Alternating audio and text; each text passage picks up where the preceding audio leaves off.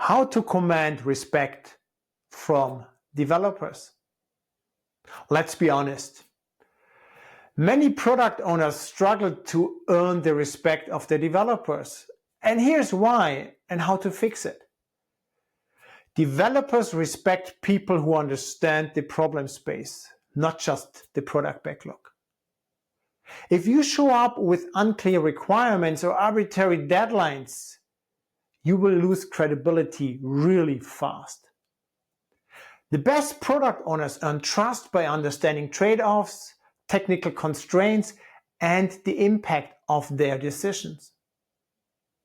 The advanced product owner training helps you speak the language of engineers without needing to code. A great product owner doesn't dictate work. They collaborate to find the best solutions.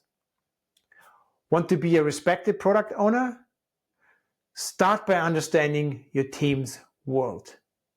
Visit effectiveagile.com and register for training and follow for more.